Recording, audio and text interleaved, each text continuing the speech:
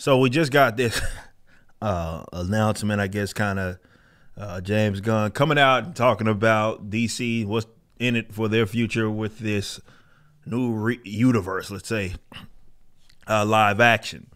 Now, it came out of that bunch of movies. We'll talk about some of this today, but I think what wasn't discussed is more of what I'd like to focus on that gives you kind of a glimpse into the future. Now, look, this stuff is worth covering because not just because I'm obviously a competitor, not in the movie sense, but, you know, in the comic book brand. So you have to look at the industry exactly like that. What's being put out there, what's being produced, because it impacts everybody. Right, for better or worse. For better or worse, it's going to impact pretty much the entire industry because these are where the big budgets are at. This is where all the money is being spent on this material. So it's going to have some level of impression on other individuals. So it's worth keeping up with. Be it you're a competitor, customer, it doesn't really matter. But with this whole new deal here, this a couple of things. We know, and maybe you knew and understood this before, but we know why they're going forward with The Flash. They're not canceling that because they're using it as a vehicle for their rebooted universe. It's documented here by Discussing Film, which for whatever reason has me blocked on Twitter. Neither here nor there. Film's not associated with James Gunn and Peter Safran Shazam, Fury of the Gods, The Flash, Blue Beetle, and Aquaman, The Lost Kingdom.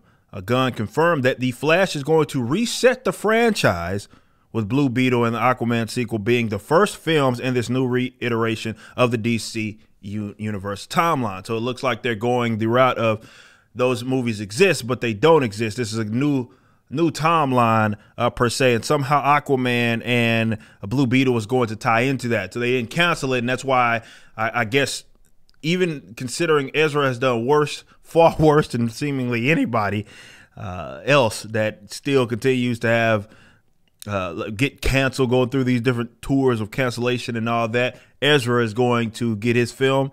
He's the star of this Flash film, but the reason they're seeming to do that is because, well, they're using it as a vehicle for this upcoming universe. So it looks like you have another Superman movie. The thing that's worth noting is, and as I've talked about this before, it looks like that's still happening. And that is that a separate Superman movie produced by J.J. Abrams and written by Ta-Nehisi Coates. It still remains in development and will exist under the DC Elseworlds banner should it move forward. So it looks like they're still going to do that. They're just going to consider it an Elseworlds story. Look, DC's all in on multiverse. They're doing that in the comics. They did that with some of the shows.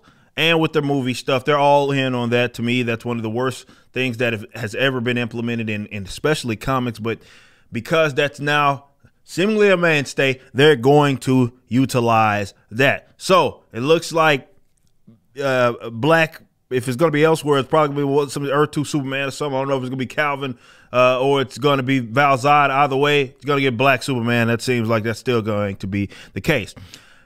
Series of other stuff depicting the Authority, which is an interesting route. They're doing The Brave and the Bold, so that's going to be a thing.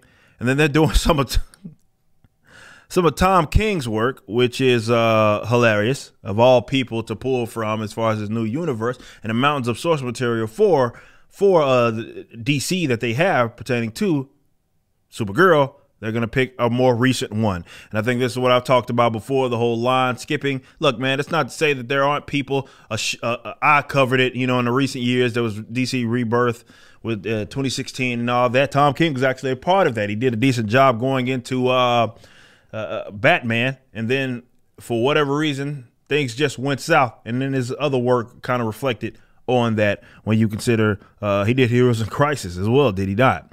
Nonetheless, they are doing some of his work, more recent work, so they're skipping over all of that. You're getting Woman of Tomorrow.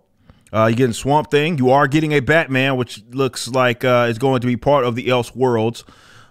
So they're still continuing on with that. It's just going to be parallel to whatever it is that they're doing. So you're going to still get that, the Batman. You're going to still get that Val Zod or whatever thing that Ta-Nehisi Coates and team are working on is just going to be considered part of the Elseworlds situation. Creature Commandos, some very very interesting, very interesting things that they're doing here, and going with this sort of material with the Creature of Commandos. And then you're getting Amanda Waller's getting her on movie, I guess. You're also getting Paradise Lost and Booster Gold. L'Atlantis may be the only thing that I think is part of that, and obvious the Superman stuff, maybe the Brave and the Bold. I don't know how much they're going to be highlighting actual Batman, or if it's going to be more so centered around the Bat family. Nonetheless, these are some interesting titles to lead with. Like, you're launching your universe off, and really it's going to be some real interesting characters or interesting storylines that, let's say, they ain't paying me to do it, but if it was me, I don't think those are the ones that I necessarily go for.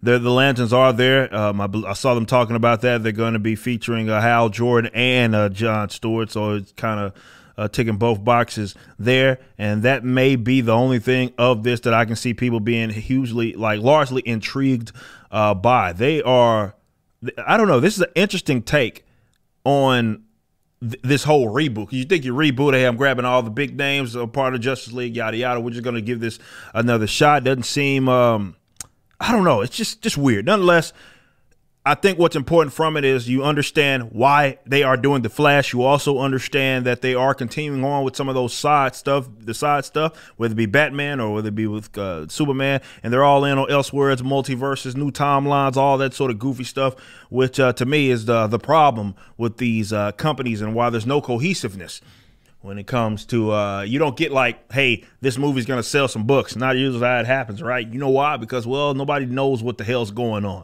Everything's a free-for-all. There's weird adaptations. You've heard me talk my head off about this subject many, many times, but it ain't my company. But it is worth noting because it does look like we're going to get more years of superhero stuff. I don't believe in the superhero fatigue stuff, but I do believe bad material can turn people off. Simple as that. That creates an opening for various other people, be it DC or Marvel, what they're doing, or anybody else. It's worth paying attention to. So you can take with this information whatever way that you may. I'm not going to just sit up here and call it dead on arrival, like right out the rip. I can't do that. I do think it's interesting.